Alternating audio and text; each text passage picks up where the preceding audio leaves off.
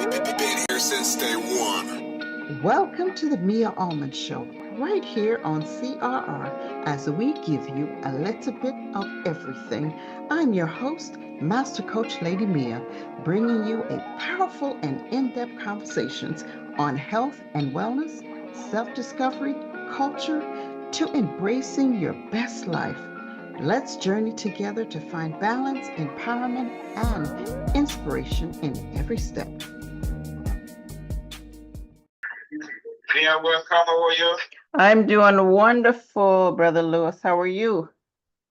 I am great. I am great. I'm great. I'm great. All is well. Welcome this evening, this afternoon to CRR event as we give you a little bit of everything. And you have a special guest today? Yes, I do. And first, I want to welcome all the listeners that have tuned in today to the Me Almond Show. And, we are bringing a journey of resilience and creativity and cultural pride as we celebrate the rich heritage of Jamaica. And I invite each and every one of you to embrace the heartbeat of our culture, the rhythm, the spirit, and the poetry that can define us sometimes in a positive way. Joining me today is a phenomenal guest, and he's a dear friend, my big brother, the Honorable Peter Gracey, a proud Jamaican who's the Global Jamaican Diaspora Council representative for the Southern United States, and he's also a author, poet, and the founder of This is Jamaica Inc. Welcome, Honorable Peter Gracey, and thank you for taking time out of your busy schedule to be with us today. Thank you very much. It's a pleasure being on CRRFM with my brother, Mr. Lee. It's been a while, brother. It's been a while, my brother. It's been a while. How are you? Life is perfect, man. Perfect. All back to the glory. Yes. Yes. Well, it's good to have you, Mia. It's good to have you. I'm gonna leave you for a minute. I have some guests in the studio. Okay. I'm gonna attend to, so I'll be back with you at the end of your segment. Okay? All right, no problem. Awesome. Very good. Thank you, my brother. No problem, sir. All right. Yeah, as a global diaspora representative for the Southern United States, what vital role in connecting Jamaicans abroad with our homeland, and can you share what inspired you to take on this role? Well, I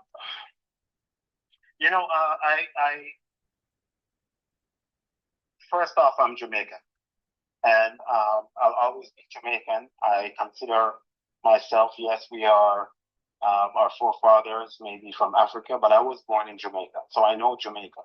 Mm-hmm. And even though I've visited Africa, just to make sure that I have a concept of what it really is and what it feels like to be in the motherland. But I am Jamaican, and since I've been in the United States, I've actually served in the reserves in the United States Navy, and I served this country. And I think that to serve this country, it would be, and not serve Jamaica would be a total injustice to Jamaica. So I actually was a part of the process for the first diaspora rep for the Southern United States, Dr. Alan Cunningham. I was a part of his team, and I saw the work that he put in. I also saw the work that his counterpart in the Northeast, Dr. Karen Dunkley, when she ran for election, the work that she performed, and the work, as a matter of fact, the work they both performed, and also Shauna Chin over there in the West Midwest. And it was intriguing. It was interesting that you get to engage with more people, with the diaspora itself.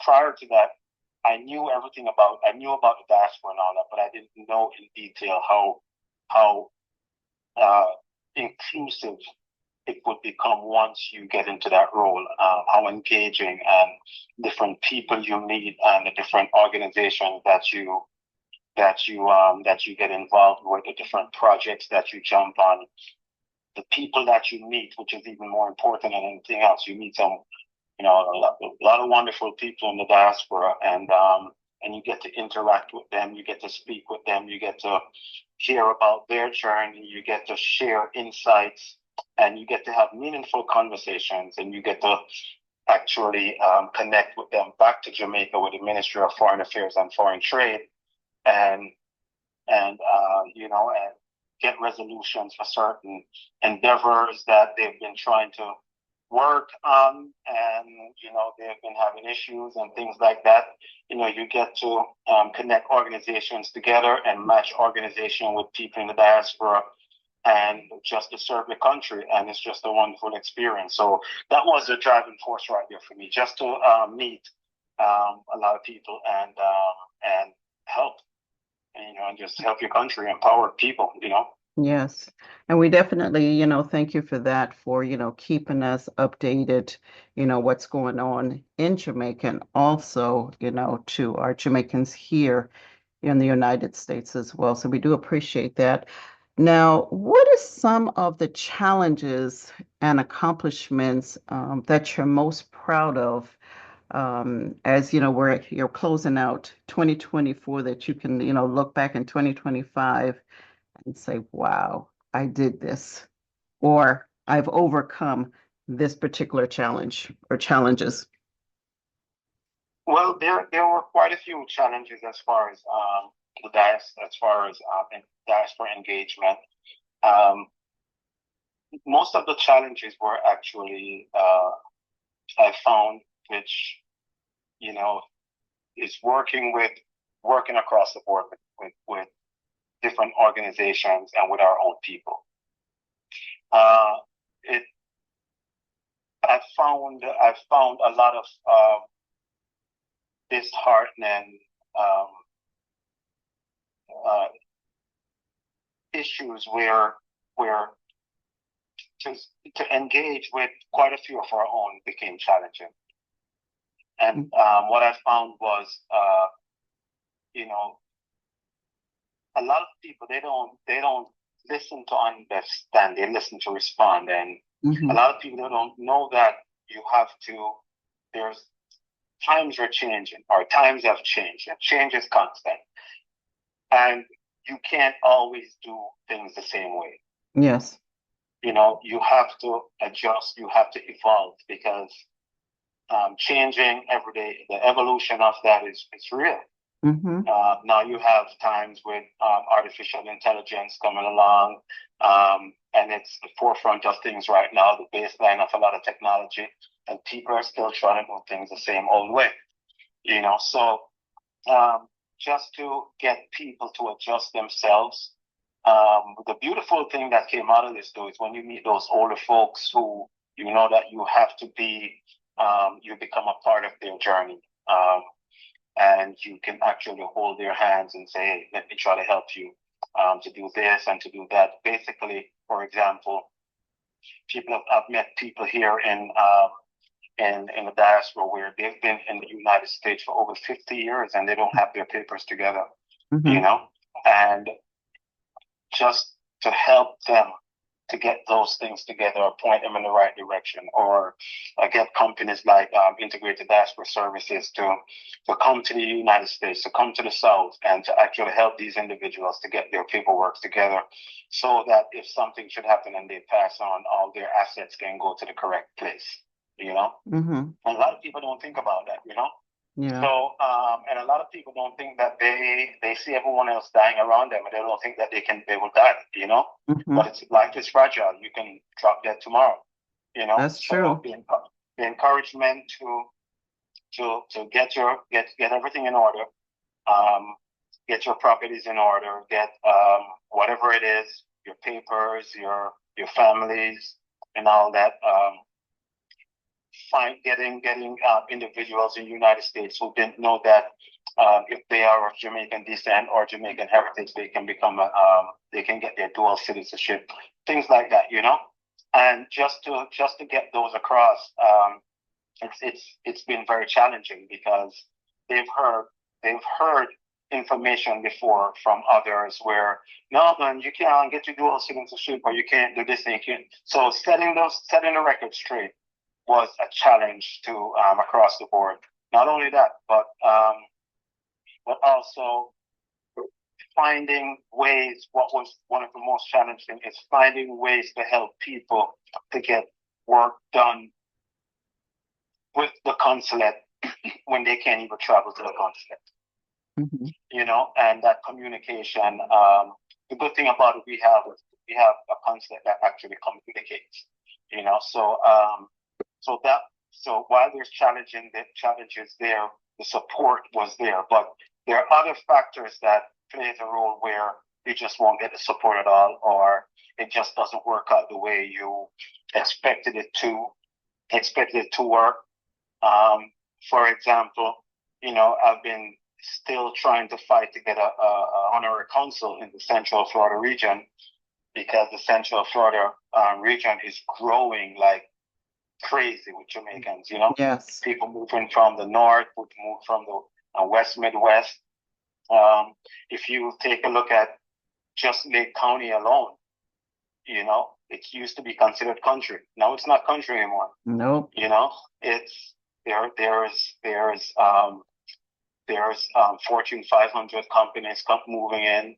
There's the housing market is crazy. There are properties, hundreds, thousands of homes being erected, things like that. So it's growing, and there's a lot of challenges where people need to get help, and we still have to figure out how to engage these folks and help them and get some of these people out of their egos, Yeah. where, I find that not only Jamaicans, but a lot of people, you try to approach them, they feel like they're untouchable until you prove otherwise and say no, catch them one off and say, let's work on this, Yeah. and to break those bad habits and try to bring them closer to Jamaica, and try to convince them about Jamaica being just a good place to live, work, and have a family. You can go back home, things like that. Yeah.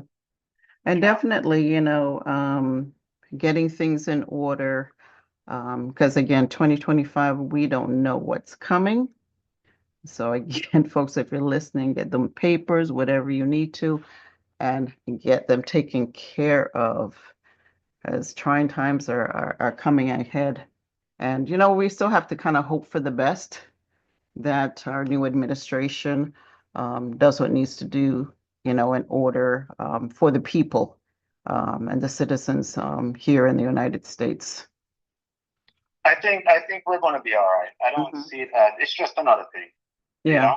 It's just another thing. We've been down the road before. It's not hard. You just have to apply yourself and just position yourself correctly. Yes. And don't listen to the noise. Just pay attention to what you need to do, what you need to achieve. Read credible sources, not just jump on the internet and just read something that someone posts. That would totally throw you off. Oh yeah. Yeah. Get the facts right, fact check everything, and don't have any fear. There's nothing to fear, and fear itself. Yeah. But I think most of the noise is coming from social media, and a lot of people are actually finding themselves in a very undesirable position because they read too much into the social media news. Yeah. And if it's their immigration status and stuff, talking to an attorney that specialize in that so that you get the true facts on what you need to do, and not Googling the source, or again, as you said, listening to social media, because people get in a panic and they get scared and and stuff. So we don't need that. So you got to educate yourself and get the correct information. And you are listening to the Mia Allman Show right here on Caribbean Rhythms Radio. And my special guest today is the Honorable Peter Gracey. Now, coming up this Sunday, December 8th, is the fourth annual This is Jamaica Poetry Scholarship Competition Finals 2024. What is the theme or focus for this year, and how do you hope to reflect some of the essence of Jamaican culture and heritage? Well, the theme really never changed. The theme is based just on the mission itself, which our mission is to empower the children of Jamaica to restore and preserve their culture through poetry and the creative arts. So we've been consistent. We've had a lot of changes over the past year and a half. We've had a lot of people come, we had some people go, but nevertheless, everyone came on board with the love for children and the love for country. We give a shout out to everyone who's been a part of Jamaica and who is currently a part of This is Jamaica, and we try to achieve the goal of meeting the mission. Partnering up with NGOs, partnering up with other nonprofit that can actually appreciate. We can appreciate each other, the mission itself, empowering more and more and more children in Jamaica so they can realize that they are Jamaicans. Because what's going to happen? This is what's happening.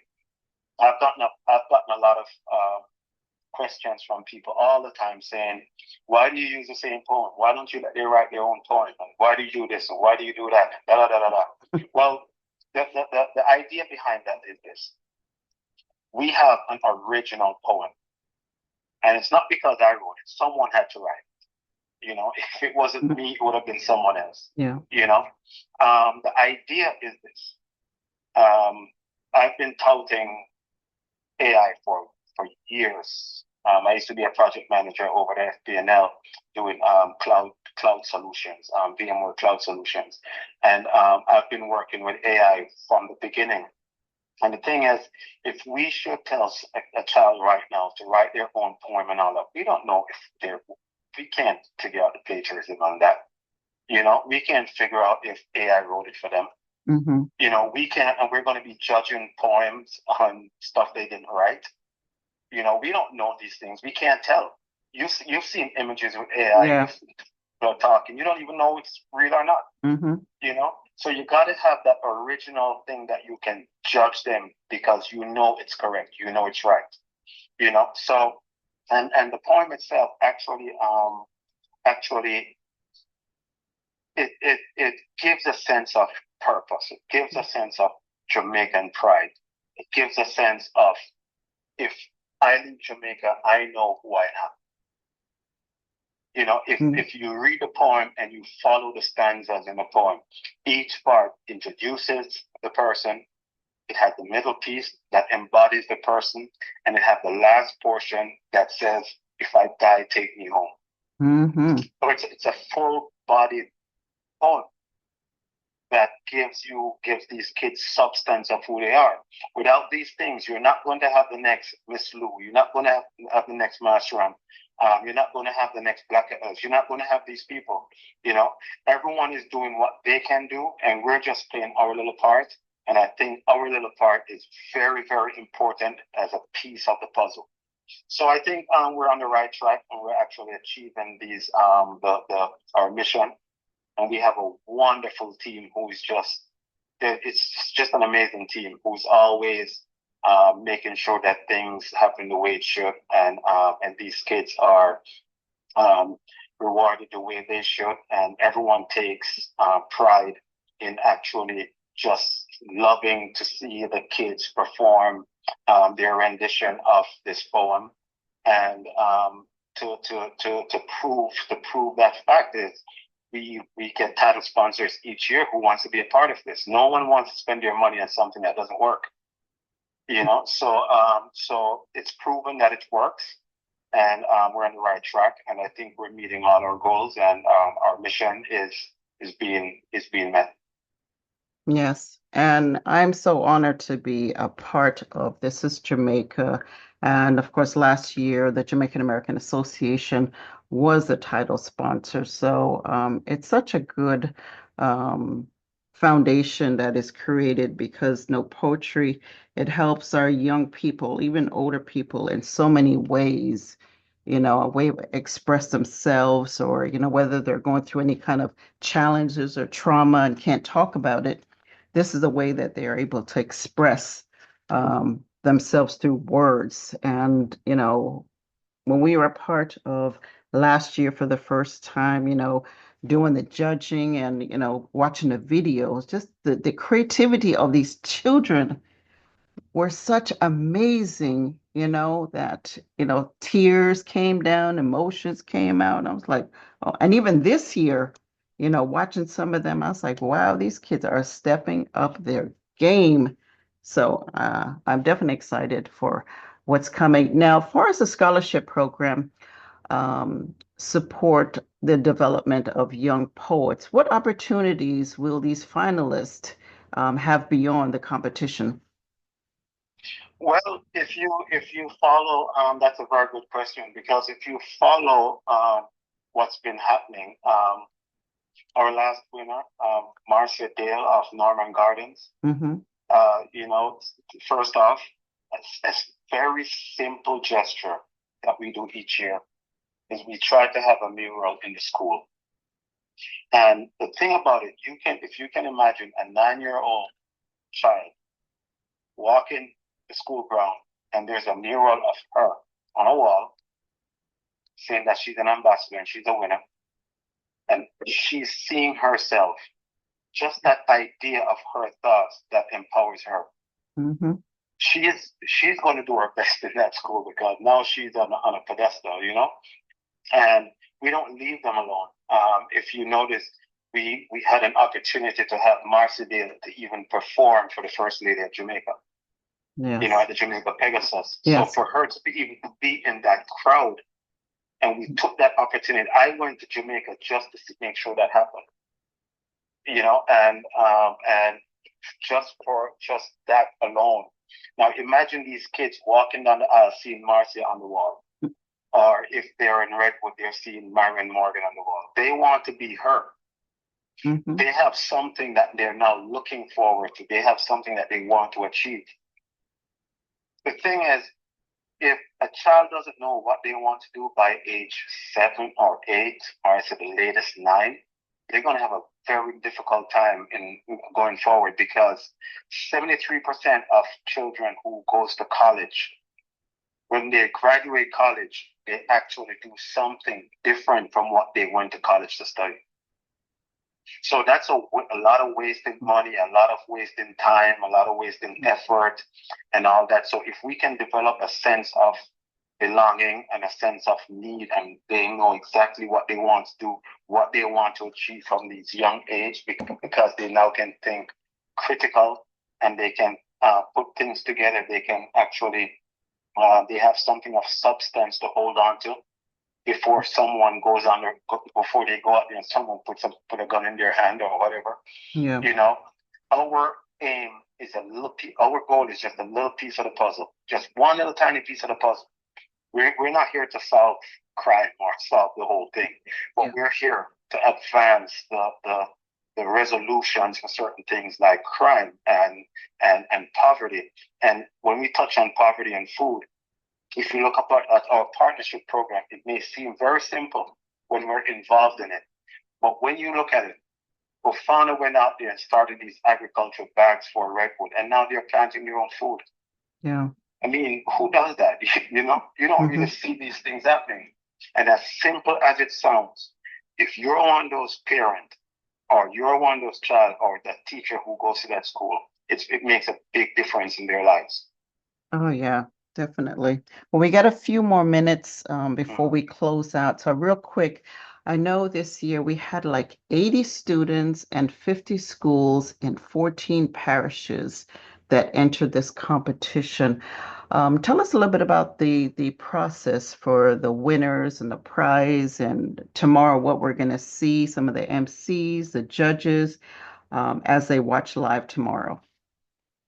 Well, the reason why we stated 14 parishes is because we just want to make sure that they are aware that Jamaica only have 14 parishes.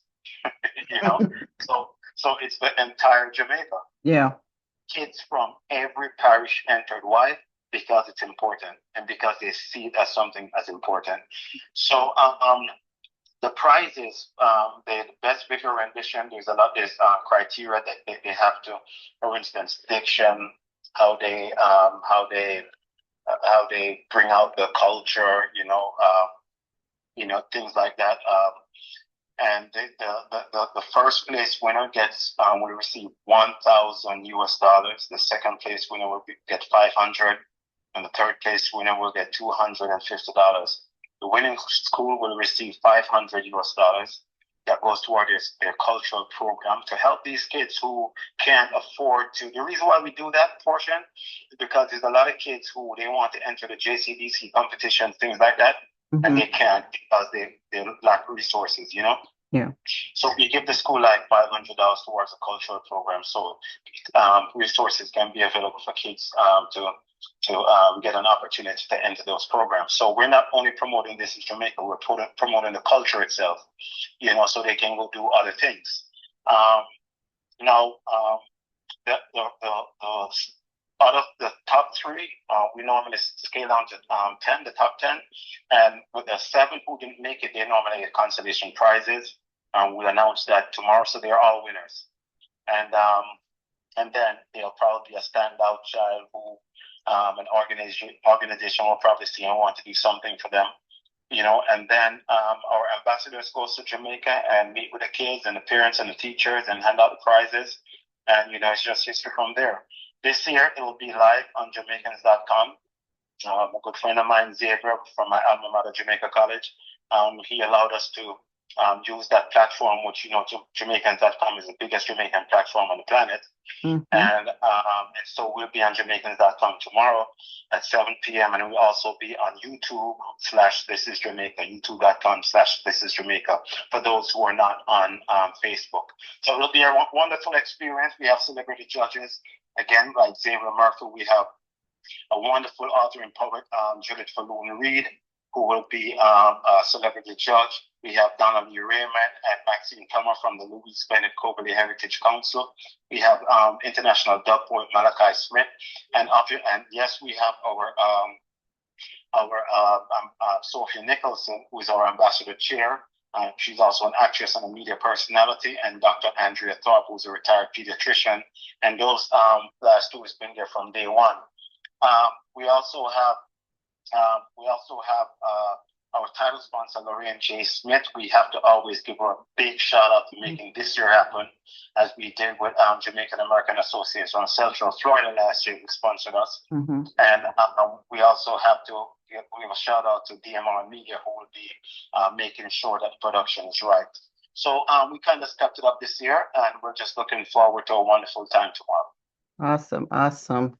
Again, thank you so much, Honorable Gracey, for sharing your passion, your insights, and vision with us today.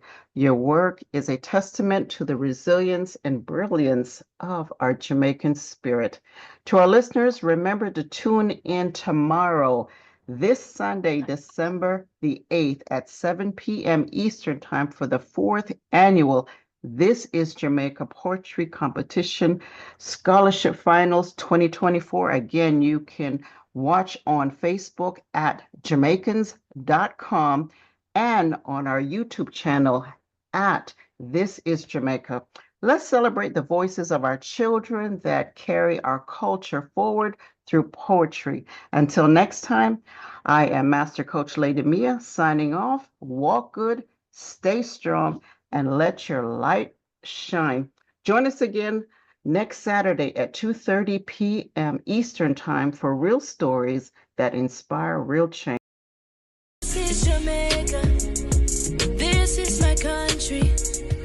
A son of this island, a daughter of this land. Fearless of fear, I stand in awe. Only love prevails, secured in God's hand. Secured in God's hand.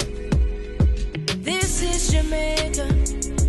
We're Joy cometh in the morn, surrounded by mystic waters, crashing unto the shores. We're only heroes of old. We're only heroes of old. Only if you knew Jamaica as well as I do, then you would utter, I love you, Jamaica. God knows I do. God knows I do.